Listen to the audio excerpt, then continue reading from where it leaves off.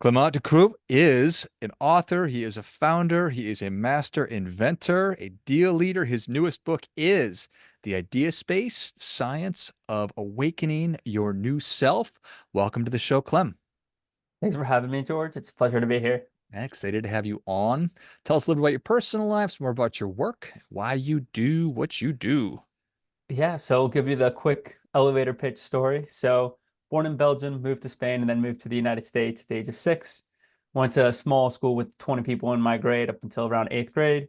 Then high school with 700 people, and college with 10,000 people in my grade. So, kept exponentially going up. Decided I want to do consulting after school, so went to work at IBM. But then at IBM, I fell into the classic purpose trap, which is like, oh, what am I supposed to do? Kind of what is the bigger picture of life? And so all of that culminated in me trying to take a sabbatical and writing the book, The Idea Space, like you mentioned at the beginning. And so now I'm just expanding the brand however I can. So wrote the book. There's two meditation card decks out related to the book out now, a third card game on the way, and a Gen AI meditation app that's coming out within the next year. So lots of stuff, lots of good stuff happening at the moment. Nice. Is bigger better than smaller, or smaller better than bigger, or does it all depend? Oh man, I feel like it all depends. I know Nassim Taleb, he's got a good saying where some of the books that took him the longest to read were some of the shortest ones, right? Hmm? So some can be jam-packed with good info, others it's just blabber on blabber. Yeah, that's a good point. I think we've all had that experience. So, classic purpose trap. What does that mean? Yes, I think it's like the idea of what we want to do with our lives. Like I was watching this show, The Bear, on Hulu, and in one of the episodes they were talking about kind of what is their dream, what do they want to do, and it was kind of sad because they were talking about how they didn't get to achieve their dream, right? And they're just at a point in life where they feel like it's too late, and then they're living with this regret. And Jeff Bezos has a good saying where he goes, "I try to live my life in a way to minimize the amount of regret."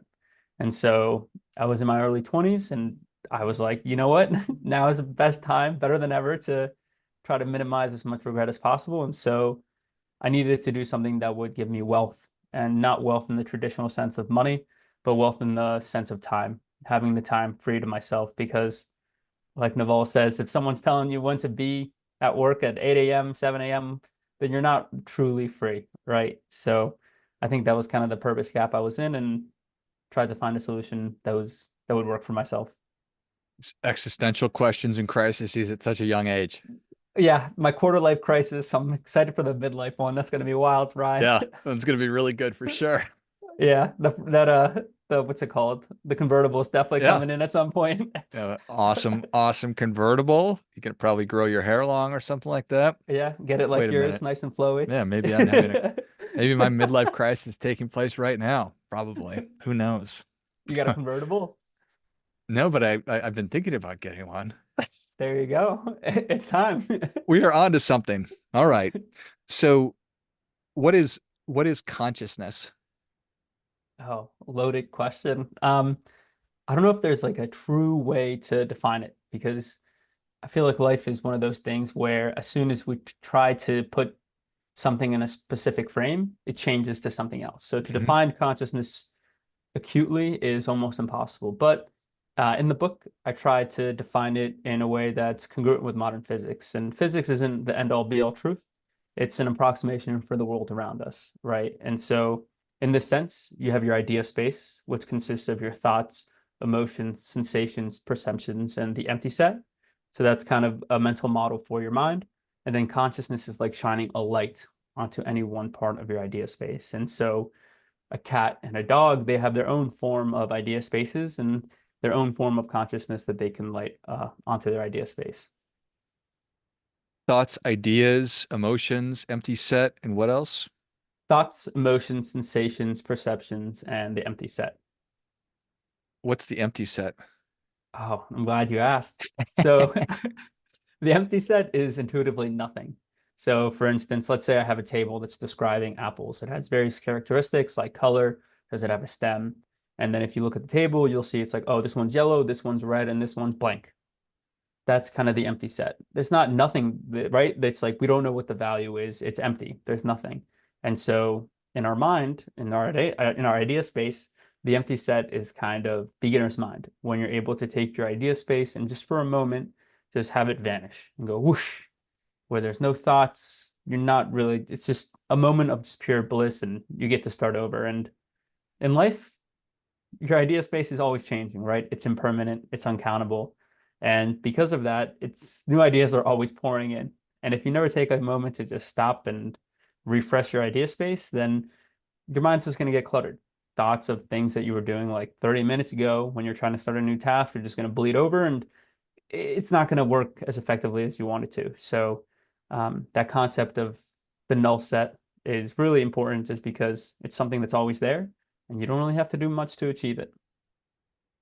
So is it I'm not dragging all my past baggage into this and imprinting all that crap on something that I shouldn't ruin with that? Yep, exactly. Like a good example of this is I was living with a roommate a couple years back in Washington, D.C., and he came home and someone cut him off in traffic. And it was like an hour later and he was still fuming, like absolutely fuming.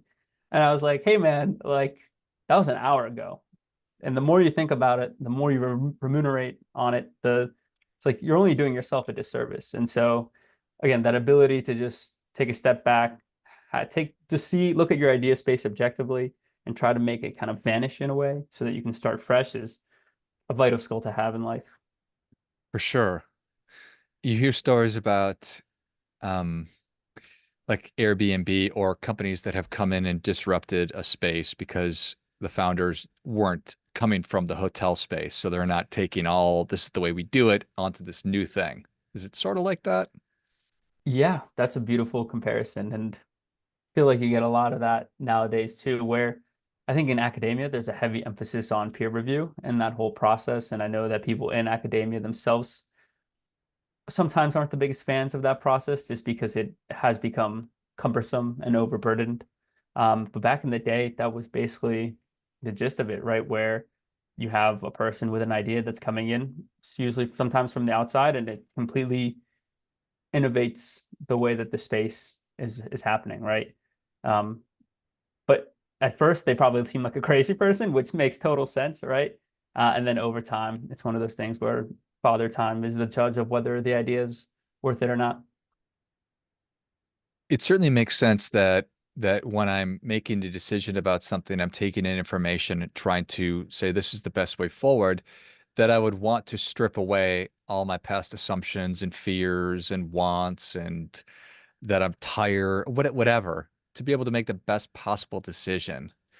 Um, that there's a lot of value in that.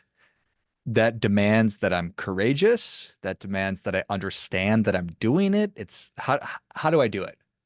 Yeah, I have a little cheat that you can do. So it's called the three U's. So there's past you, present you, and future you. And so what you do is you look at what each of the three U's would do in a specific situation, right? And then you give an arbitrary weighting to what past you wants, present you wants, and what future you wants. And of course, this all depends on what future you wants, right? And then based on that weighting, it'll give you a really good perspective on whether you should take a certain action or not. So for instance, if you want, for me, it was like, do I want to develop an app, right? Past me probably wouldn't have thought much about it. Present me wants to do it, and future me would be super thankful for me having done it, right? Hmm. So when I was making that decision where it's like, I don't even know where to start, it didn't really matter just because in my mind, the decision to create it over the long run was worth it. So that's kind of a good example of where that decision matrix came in handy. Yeah, I think that's awesome right there. You think about like if I were to make a move, I want to make a career move or I want to move to a new city or whatever. It's like past me. Yeah, past me wants me to do that because my mom would be proud of me or my ego would really like that. But da, da, da, da, da. So I love that. That's awesome framework.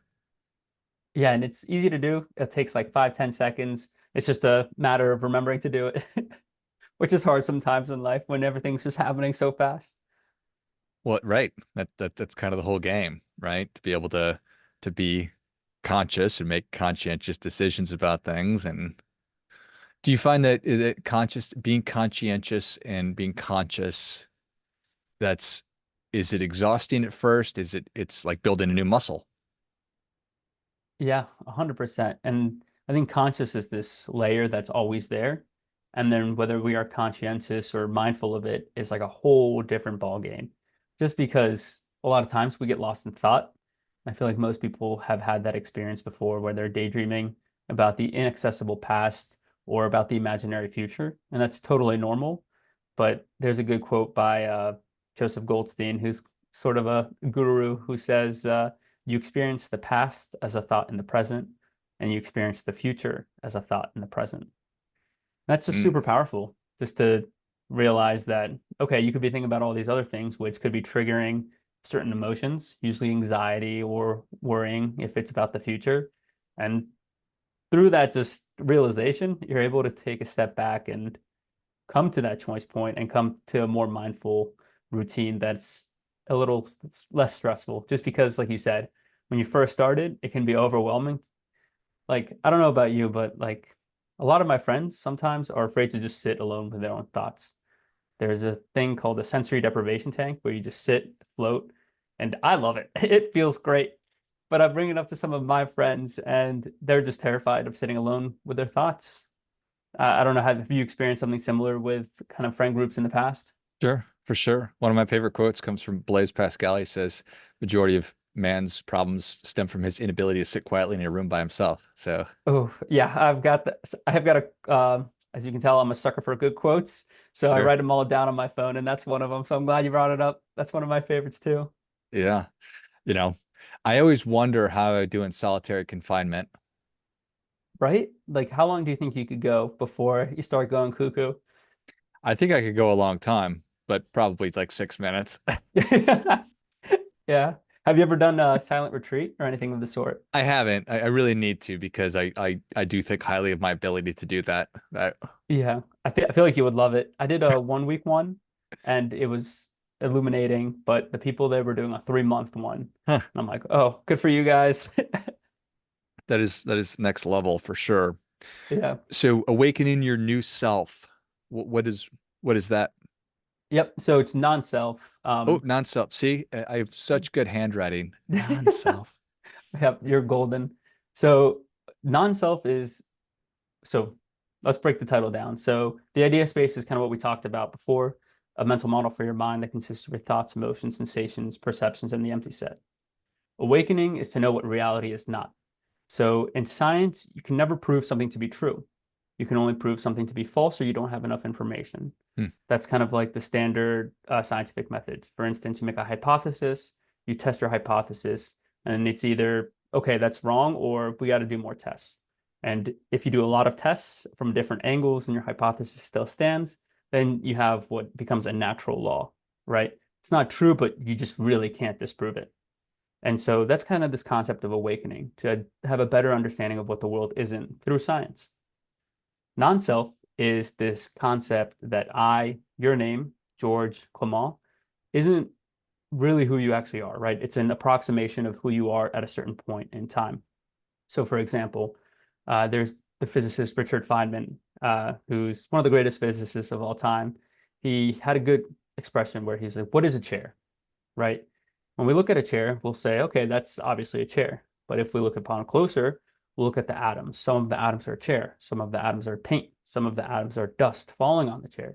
So to say what a chair is very precisely is borderline impossible. And so in order to make life easier, we deal with idealizations and approximations. And so in a similar light, your non-self and I is just a characterization and approximation we use to approximate our idea space, right? So George, you have all your thoughts, emotions, sensations, perceptions, and the empty set, right, in your mind. And all of that is happening. And I can't see it. No one can see it other than you, right? It's the first person. And so in order to approximate your idea space at a point in time, I'll just say George. And so the concept of non-self is very important and powerful in a lot of teachings, especially Zen, because we attach a lot to I. I'm supposed to do this in life. I want this. I crave that, right? And I is kind of at the heart of it all. And what we realize is the more we attach to objects, the more we suffer, just because the world is impermanent, the world is always changing. And when you try to grasp onto something that is always changing, it's like trying to grab onto water. You'll grab it in your palms, and then it'll just float out of your hands. And so putting it all together, so you have the idea space, which is your mental model of the mind. Awakening is using science to have a better understand and point of view around the world. And your non-self is just this idea that I is just an approximation of who you really are. I love it. Yeah, a bit beefy. No, I think that that's great. How is uh how has it all been received so far? I think so far so good. Um, I'll I won't sugarcoat it and say that it's a super easy concept to fully Sure. digest. So like at its heart, the idea space is an exact solution to Einstein's field equation, which is the guiding force for all of general relativity. So there definitely is some learning curve, and I think with the book, it tries to approach it in a way that's more accessible to a mass audience. Um, but it still is tricky. For instance, there's this concept called clopen, which is something that is open and closed at the same time. It's not a very intuitive concept for most people, just because for us in our human minds, like a door is either open or closed. It can't be both. And so I think there's sort of some challenges to it. And I think just making more content, especially on like the video side with YouTube nowadays, it's so easy to just get content out there and just break it down further, and then getting more content out with the app as well, just to ease people into it and explore it from different angles, just so it is easier to digest. I think will be important. But everyone who's read it so far has loved it. At least that's what they've told me, and they may be biased, so I'm Sure. okay with that. Um, but yeah, it's been a great ride so far. Well, I think it's really exciting. I think that the reality that so many of us are afraid to go into that sensory deprivation tank or to sit quietly in that room by ourselves, and that we are all so distracted these days because there are so many distractions in the world. That's sort of clopen, right? That the world itself is clopen, that there are some people who are deeply in tune with their non-selves and some people who are absolutely disinterested because all they're doing is watching TV and eating. And I'm both those things, by the way. So I appreciate your Yep, work. same. Don't worry, I've been crushing some TV. We've been watching House of Dragon here, and that's been very exciting. But yeah, you hit the nail on the head. I think one of the key things about the book is that it approaches this whole concept very objectively. And so if you are very skeptical of it, which is totally fair because mindfulness usually is very woo-woo, it allows you to approach it from a new, more scientific lens. I've got one more quote that we all know. The unexamined mind is not worth, the unexamined life is not worth living. Yeah, oh, that's a good bar right there. I love that one too. So this is a wonderful, probably, well, I imagine this is not a 101 level book, Clem, but it certainly can be anybody's entry point into exploring their consciousness. And that is really what it is all about. So thank you so much for coming on. Where can people learn more about you and where can they get a copy of The Idea Space? Yeah, thank you for having me, George. This has been a blast. Yeah, the website www.theideaspace.io. It's got everything you need. It's actually got the first chapter for free online. So you can go there, download it, and then if you like it, you can go check out the book as well. Awesome. Well, if you enjoyed as much as I did, show Clem your appreciation. Share today's show with a friend who also appreciates good ideas. Go to theideaspace.io and check out the first chapter of The Idea Space and pick up the whole book and get started down this path. I know I'm excited to dig into it myself. And I think that the more thoughtful we can be and the more discovery and seeking that we can do, the better off then that we're all going to be. And it's going to help everybody. So thanks again, Clem. Thanks again, George. Have a good one. You too. Until next time, remember, do your part by doing your best.